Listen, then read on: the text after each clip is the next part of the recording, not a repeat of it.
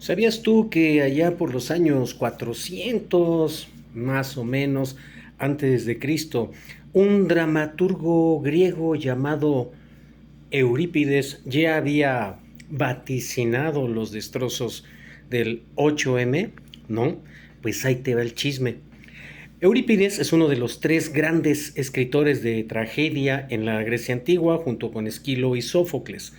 Pero Eurípides se enfocó mucho en las cualidades y defectos de carácter tanto de los dioses como de los principales personajes que representaban la nobleza, plasmado en todas sus tragedias.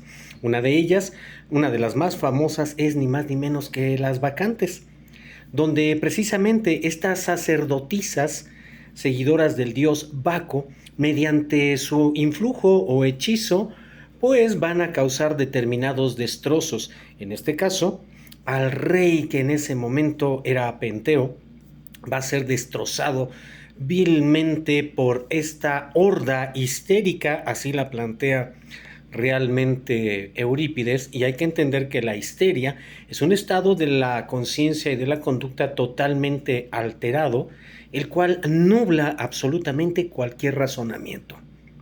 ¿Le suena algo parecido a lo del 8M? Donde tristemente vemos que el grosor de estas violentas expresiones, porque no son manifestaciones, son expresiones de violencia, el grosor son aproximadamente mujeres ya entre los 16 y 40 años aproximadamente, porque no vemos un rango más alto de edad entre estas personas. Y ahí les va otro dato curioso. Hablando de este rango de edad, ¿se acuerdan que Vicente Fox, cuando fue presidente de México, eliminaron materias como la ética y la historia, entre otras, de las plantillas educativas de la educación básica, primaria y secundaria? Pues estos destrozos que vemos, esta histeria, esta euforia exacerbada que se expresa cada 8 de marzo, criticando y lanzándose contra un Estado macho patriarcal, que muchos cuestionamos, y entre ellos los que cuestionamos también hay muchas activistas verdaderas feministas, que cuestionan lo siguiente: ¿por qué, si estás en contra del sistema macho patriarcal, te comportas como uno de ellos al causar destrozos y exhibir descaradamente tu violencia? Pero vámonos otra vez a la historia y vemos cómo a través de la tragedia Las Bacantes, cómo esta histeria llega a causar tal destrozo por la cuestión precisamente opresora del machismo, representada en uno de los personajes como el rey Penteo, quien paga precisamente su karma, que no era conocido en ese momento así como tal en esa época de los griegos, pero sí lo paga caro al burlarse de las celebraciones del dios Baco, las cuales era vestirse precisamente y adornarse con flores, como si fueran vestales o bacantes, que eran las sacerdotisas, nuevamente lo repito, de este dios. Pero si ustedes, queridas amigas y queridos amigos, quieren más información, les invito a que conozcan esta maravillosa tragedia griega. Esto nos marca una cosa muy importante, que la historia no es más que una espiral que va transformándose a lo largo del tiempo. Simplemente cambian la arquitectura, cambian los vestuarios y si acaso cambia también algo de tecnología, pero las situaciones humanas se repiten ciclo con ciclo de nuestra historia contemporánea, cosas que precisamente, por ahí un autor muy importante lo dijo: quien no conoce su historia está condenado a repetirla.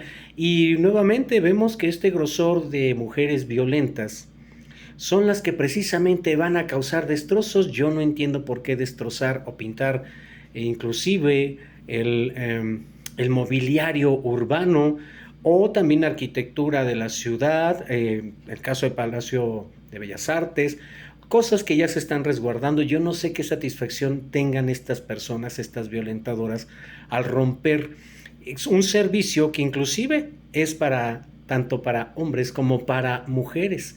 Y también estas violentadoras se darán cuenta que al otro día de sus destrozos, si no es que ese mismo día en la noche, grandes cuadrillas de trabajadoras honestas que son las que van al día porque tienen que mantener y apoyar el sustento de su familia, son las que van a limpiar todos estos destrozos que estas personas con serios problemas están causando.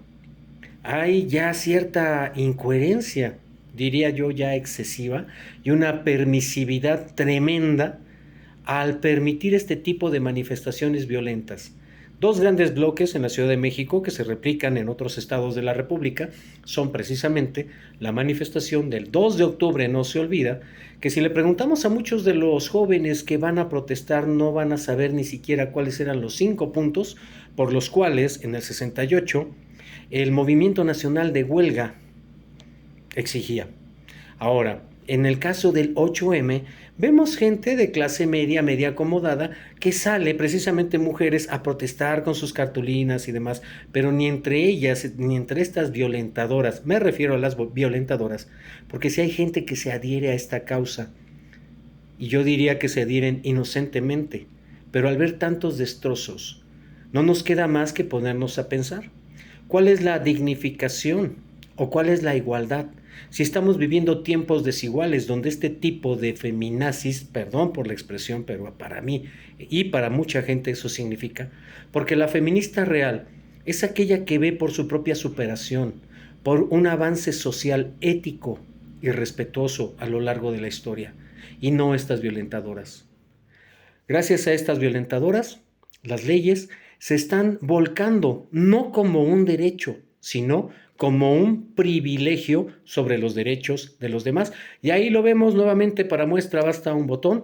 Ahí lo vemos con esta funcionaria, Citlali, de Morena. Para variar, Morena se está convirtiendo en el nuevo PRI, al permitir gente que por lo menos debería de estudiar un poquito o de leer acerca de lo que están diciendo. No nada más van a gritar que están en contra de un sistema patriarcal.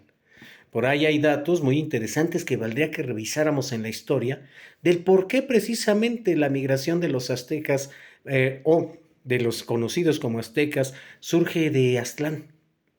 Y hace algunos años, yo diría bastantes años, un antropólogo nos comentaba que posiblemente una de las causas de esta migración del Aztlán era por un sistema opresor feminista. Pero hay que seguir revisando la historia hasta tener el dato, porque si no, estaríamos cometiendo el error de hablar bajo suposiciones.